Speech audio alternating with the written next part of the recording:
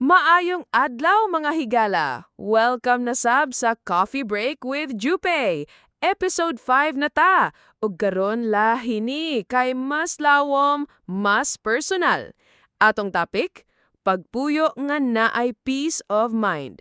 Joe, daghan kaayo karon ang stressed, ang uban pirmi online, ang uban sige hunauna sa kwarta o trabaho.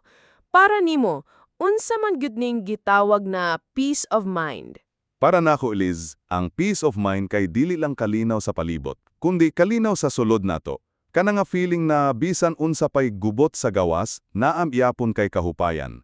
Usahay, makita nato ni sa pagdawat na dili tanang butang atong makontrol. Wow, nindot kaayo na Joe. Kay tinuod gyud kasagaran sa stress gikan sa atong pagsigi og kontrol sa butang nga dili nato makontrol.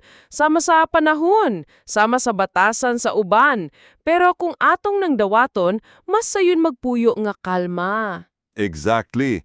O kabalo ka Liz, naka-realize ko nga ang peace of mind. Usahay, simple ra kaayong paagi, pananglintan, pag mata buntag, imbis mo browse dayon sa phone, mulingkod lang usa, muinom og tubig ug manghinoktok gamay. Kanadaan, makahatag og klaro nga hunahuna para sa adlaw. Sakto! Ako po Joe, akong gipractice ang paglimit sa social media. Kay kabalo ka, kusog kaayo maka-trigger og comparison. Makakita ka og post sa uban nga murag nindot kaayo ilang life, unya ikaw ma-pressure. Pero kung kabalo ka mo set og boundaries, mas dali ang peace of mind. Mao jud, peace of mind is also about knowing na okay ra nga dili perfect. Kung magsigi tag hunahuna nga kinahanglan tanan smooth, mapul-an rata.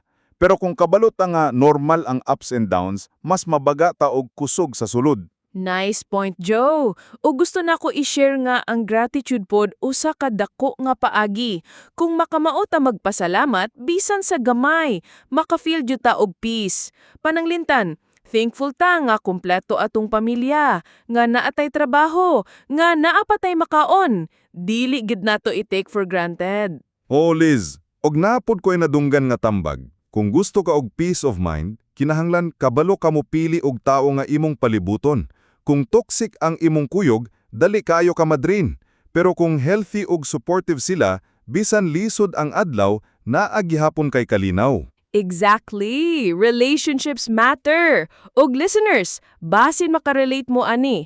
Usahay ang pinakadako nga gift nga imong mahatag sa imong kaugalingon kay ang pagbia sa butang nga dili na para nimo. Whether na ay tawo nga sakit ra sa imong heart o trabaho nga kapoy na kaayo, peace of mind is saying, pwede ra nako buhian kay dili ni worth sa akong kahimsog og kalinaw. Grabe Liz, makaigo gyud na. Kay kasagaran, kita mismo ang magbitbit sa mga butang na dili na nato kinahanglan. Pero kung kabaluta mo let go, mas mubo ang load, mas hayahay ang dalan. Og before ta mag-end, Joe, unsa man imong top 3 tips para makabuot og peace of mind? Okay, number 1, accept what you can't control. Ayaw sige gunit sa butang nga dili nimo kaya usbon. Number 2, protect your energy. Pili ang imong environment ug ang imong circle. Number 3, live in the present. Ayaw sige gunahuna sa kagahapon nga tapos na o sa kaugmaon nga wala pa. Focus sa karon. Nindot kaayo, Joe. Ako pod akong 3 quick tips. Number 1, practice gratitude. Bisan gamay ra, pasalamat gihapon. Number 2, set boundaries. Say no kung kinahanglan. Number 3, find time for rest. Peace of mind dili mahitabo kung pirmi ra ka busy. Mao jud. So mga listeners, kung kabalo ka unsaon pag-value sa imong kalinaw, mas dali ra jud ang pag-atubang sa kinabuhi. Amen to that.